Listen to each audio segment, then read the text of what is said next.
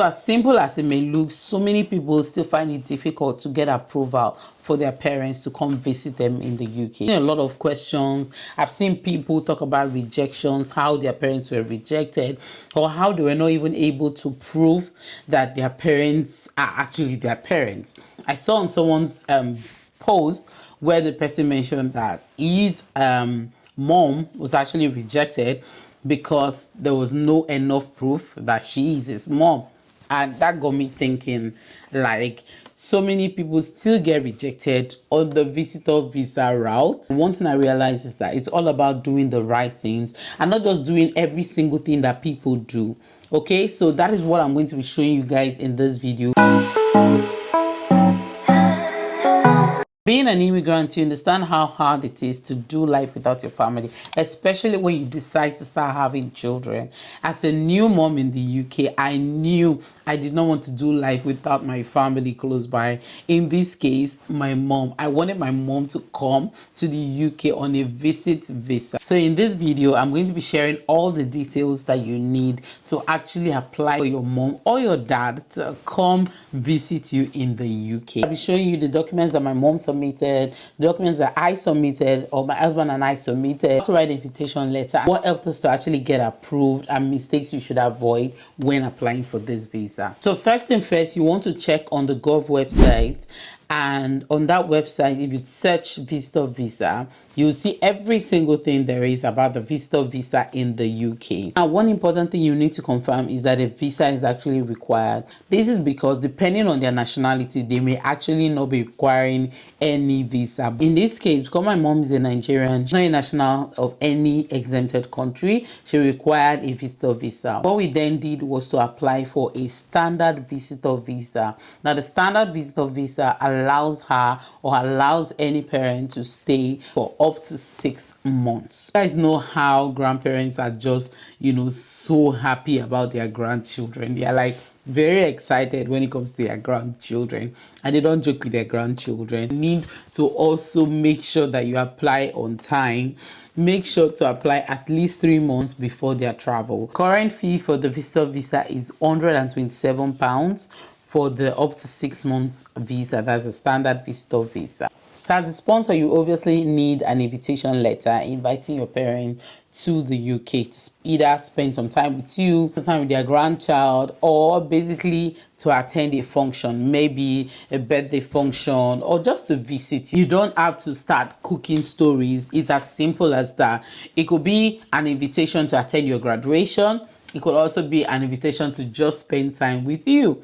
If you're currently pregnant, like for me, I applied when I was pregnant. So what I did was to say, my mom is coming. I'm currently pregnant. She's coming to, be with me. This is my first time. I want my mom to come because obviously it's my first time. I don't want to do it alone. I want my mom to be around. And I want her to be around before I give it. Like I stated that. So I think you could actually do that if maybe yourself or your wife is currently pregnant and you want your mom, mom or your mother-in-law to, come. You can actually use that as your reason. Another thing you should note in the invitation letter is basically your relationship with your mom. Basically your relationship, she's your mom or she's your mother-in-law. The next thing is the fact that she'll be staying with you in the accommodation. She'll be staying with you, or if she's not staying with you, you should let them know where she'll be staying, but obviously she will be staying with you guys. Another thing is to mention that you will be sponsoring the trip. You could still, although it is part of the form that you will complete, but it's still good for you to mention that in your invitation letter. Another thing you want to mention is the list of documents that you actually have attached to your application. So in your invitation letter, you will mention the other documents that I'm going to be telling you about right now.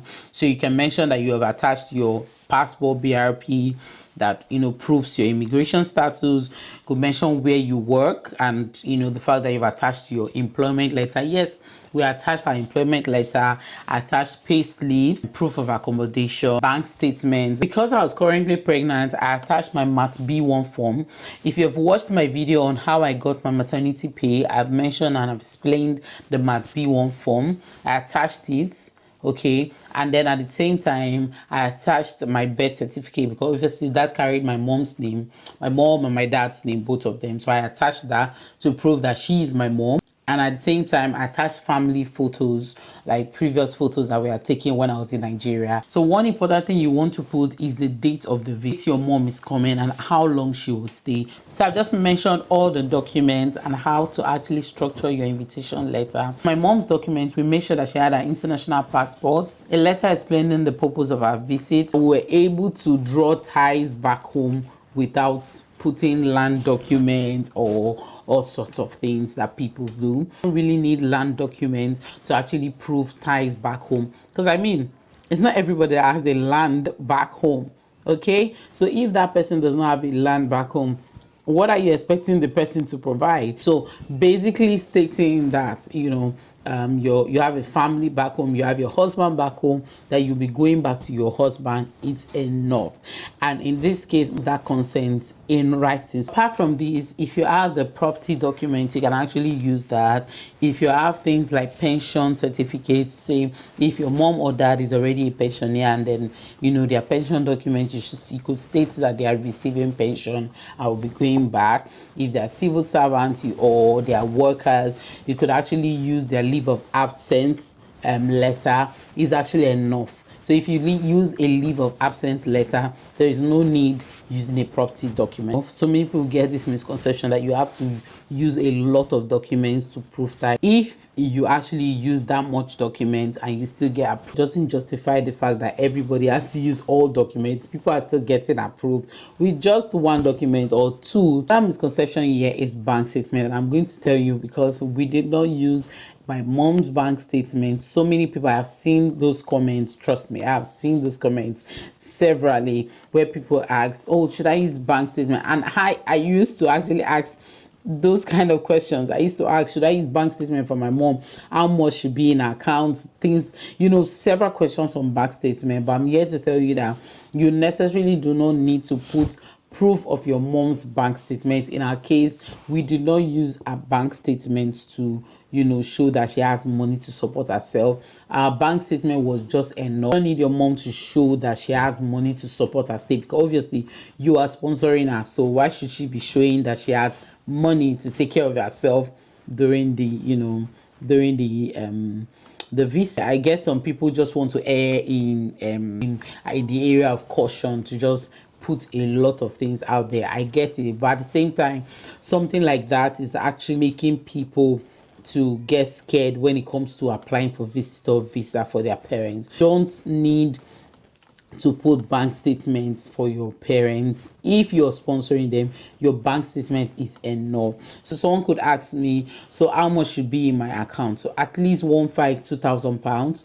Sometimes if you want to go extra, you could have at least £3,000, you know, depending on how long your parents decide to stay, or your, like, depending on how long within the 6 months they want to stay. If you have your mom and dad coming at the same time, you can just say, okay, 1,500 for each person. So you can say at least 3,000 or 2,000 for each person. That is just enough to prove that, you know, you can take care of them. But if it's just one person, 1,500, £2,000 is just enough. In this video, I have mentioned mistakes that you should avoid and how we were able to get approval without, you know, following the crowd. So I'm going to just reiterate them. The first mistake you should avoid is weak financial proof. Make sure that you have enough funds and you show that you have them. The second one is no evidence of ties back home. And I mentioned that you need a lot of documents to prove that. Make sure that your information on your form and documents are correct. When writing your invitation letter, make sure that it is detailed.